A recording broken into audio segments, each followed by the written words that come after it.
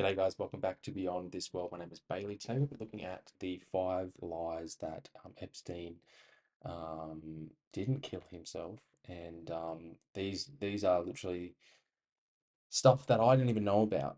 I sort of remembered a little bit here and there when the actual trial was happening, and obviously when he died. But this is really interesting, and I thought I really wanted to share it with you guys. To go, hey, look, everything we're told on the news isn't necessarily the truth, and if once you dig and analyze for yourself, like this guy has done, Voidzilla, then it obviously makes our jobs a lot easier as truth seekers to know what is real and what is not real.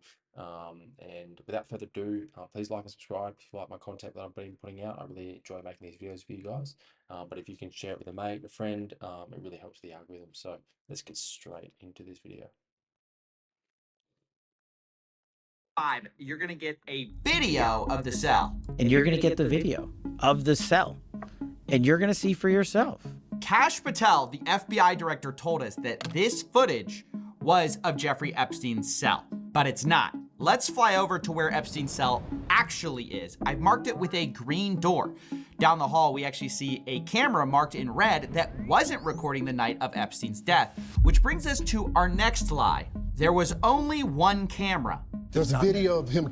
No, not the actual act, but the entire MCC Bay.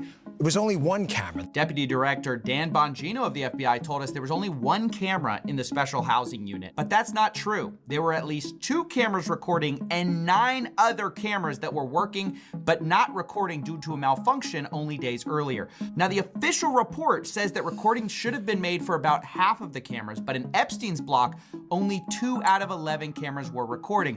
Really bad luck, I guess. Now, I should say all the cameras were working before that, at a time when Epstein accused his cellmate of trying to kill him, and this was contradicted by his cellmate who said Epstein tried to commit.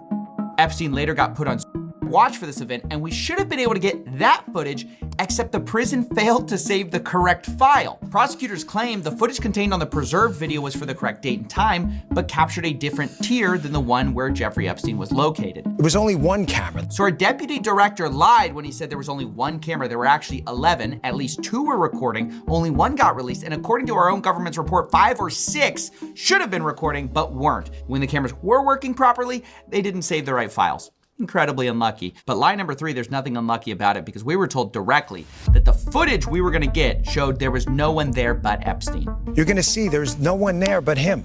Right. There's just nobody there. So I say to people all the time, if you have a tip, let us know. But there's no DNA, there's no audio, there's no fingerprints, there's no suspects, there's no accomplices, there's no tips, there is nothing. The footage just directly debunks this. There are several people who appear in the footage the FBI released, and actually one even appears after lockdown walking up the stairs. The government's report at first called this laundry, but independent experts agreed, according to one analysis by CBS. At 10:38 p.m., the report says someone, probably Noel, carries a bundle of bedding or clothing up the stairs. It's a rare instance the video does catch movement on the stairs, but barely. Let's see that zoomed in and in slow motion again. Several of the video forensic experts we spoke with were skeptical about the report's conclusion and thought that the video could be showing an inmate walking up the stairs.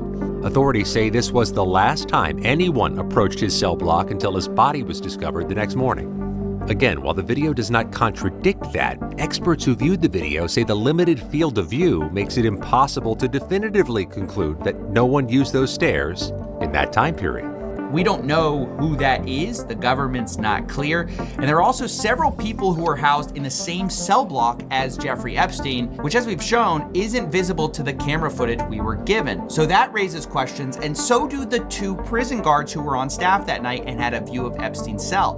Both were charged with falsifying records on the night Epstein died, specifically with them lying about completing mandatory rounds to check on Jeffrey Epstein the night of his death, despite a posted warning that read mandatory rounds must be conducted every 30 minutes on Epstein as per God, but they did not do that. Instead, They appeared to fall asleep, according to the OIG report, and occasionally browse the internet, where one guard, quote, read a news article about Jeffrey Epstein. So it's just a total lie to say there was no one there but Epstein and no possible suspects. You have several inmates shown on the camera the night of his death.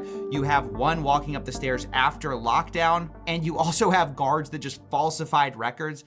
But this all brings us to lie number 2, the second biggest Pinocchio, and that's where they told us we're gonna get the raw footage so we know there aren't shenanigans. We are working on cleaning it up to make sure you have an enhanced, and we're going to give the original so you don't think there were any shenanigans. So yeah, I don't think I need to explain why this is one of the most brazen lies. We were told we'd be given a modified and the original footage. Instead, what we got are 2 modified videos because both were edited in Premiere Pro. Now, it isn't clear exactly what was edited, but expert forensic analysts who spoke to Wired said the footage wouldn't stand up in court, had 1 minute, no wait, actually 3 minutes missing, and now there are reports that the DOJ has the full footage, but just hasn't released it. And a government source is alleged to CBS News the FBI and other agencies are in possession of the full, unedited footage. And that brings us to the final point, the final biggest lie of all, and that's a direct quote from the DOJ memo about what the footage even shows.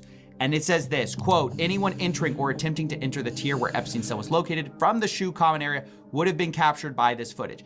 The government's entire case is built on this lie, and that's why it's the biggest, because their whole case for saying no one could have reached him is the idea that this one camera angle shows everything. But let's put Maxwell in our 3D twin and have him walk up the stairs. First, we'll put him on the left side of the staircase, and as you can see, you can barely make him out. However, if we put him on the right side of the staircase, you'll find that you can't see him at all. He's invisible from our view. So there's just obviously a blind spot here, which, by the way, the government already knew because they already admitted in a previous Epstein report, saying that this camera angle specifically was a, quote, partial view of the L tier stairway. So it's not a full view, you can't see everything, and as you can see in this excellent CBS investigation, you could actually access this stairway and Epstein's cell from a doorway invisible to the camera. But with the primary entrance here, the pathway from the entrance to the stairs is completely out of view of the camera.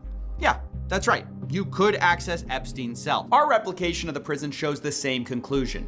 If we have Maxwell walking from the SHU entrance to Epstein's cell, we can't see him from this camera angle, even though if we make the walls transparent, obviously we can see him, but in the raw footage, we'd have no way of knowing if somebody walked this direction. This painstaking recreation of the special housing unit can put to bed the top 5 lies from our government about Jeffrey Epstein. 1, we didn't get a video of Jeffrey Epstein's cell. We got a camera that can't see it. 2, there wasn't just one camera, there were 11. 3, the footage shows way more than just Epstein. 4, we didn't get raw footage, we got modified footage. And lastly, there are blind spots on this camera. I mean, it's just perfectly clear, and the government has previously admitted it. This, of course, doesn't mean, I have to say, that Epstein definitively himself, but the government is only adding fuel to the fire when they put out statements that are directly contradicted by their own video. The best you can say is this is either extreme levels of negligence or deliberate incompetence to cover things up. The most honest thing you can say at this point is that we don't have definitive evidence for the night Epstein died, one way or the other, that has been released. The evidence we do have has been modified, does not say what they say it says, and all of this makes it impossible to know 100% what has happened. That is not a conspiracy, that's what the government's own evidence actually shows. Now, as I said, we'll make the 3D version of Epstein's housing unit available on Patreon.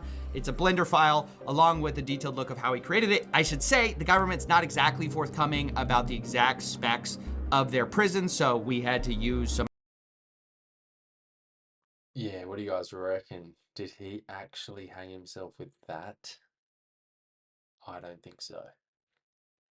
And if you look at videos of Jeffrey Epstein when he's talking on many trials, he was done before for prostitution and soliciting prostitution of a minor. So when you hear him talk and when you actually see his body language and who he actually is, and when they make fun of his penis as being like egg-shaped, he hated that. He hated that. And you know, you're dealing with a certain person in Epstein who thinks he's God and is a narcissist, and they don't want to die.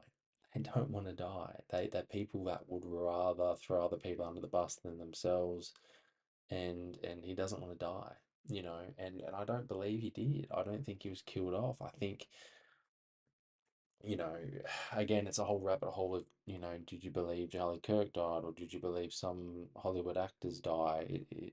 Who knows? You know, some people do say people are worth more dead than alive. Was Epstein worth more dead than alive? I think he was worth more alive because of the actual amount of evidence and blackmail he had on the world's elite, that they needed him in a safe haven, a safe space. And I think he's still operating in the shadows, to tell you the truth. But what do you guys reckon? Comment down below, like and subscribe. What do you believe happened to Epstein? I'd love to hear your comments down below. Like the video if you think this was informative. I think this is a fantastic 3D model of the actual complex, and the 5 reasons that he gives in this video are very conclusive and very thought-provoking, because again, like every other government cover-up, they don't want to give us the whole truth.